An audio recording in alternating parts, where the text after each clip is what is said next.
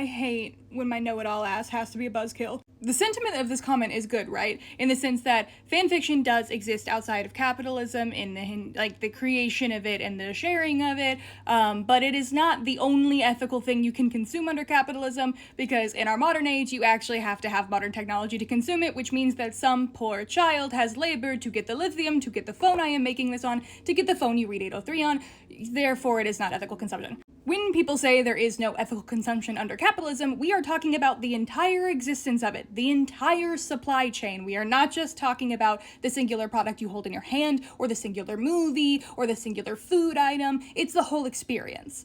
It's about the fact these movies and the TV shows that fanfiction are based off of are made possibly unethically. It's about the fact that, again, the devices of which you read fanfiction on are possibly made unethically. It's about the fact the Wi-Fi that you are using to access the fanfiction is probably damaging something or someone. Ethical consumption under capitalism affects every single thing you do, not just the product.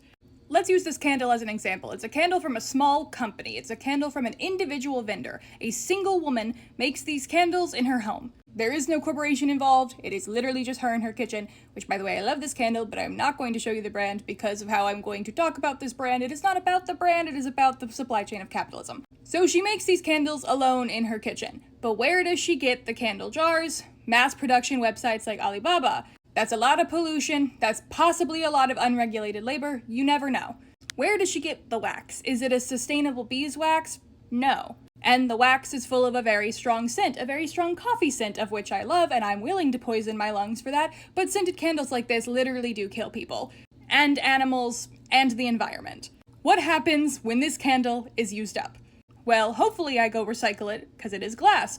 But what if I don't? What if I just throw it away? What if the normal average person just throws it away because the closest recycling plant to me is about 2 hours? Then this thing, which inherently could be ethically consumed in the sense that it is a small business, I am supporting an individual woman who is alone and has nothing to do with inherent larger scale capitalism, yes, but also no, because everything is a product of everything, everything spins off of everything. To quote the person who should be our president, nothing falls out of that coconut tree alone. You exist within the context that came before you, that includes fan fiction because of how fan fiction is distributed.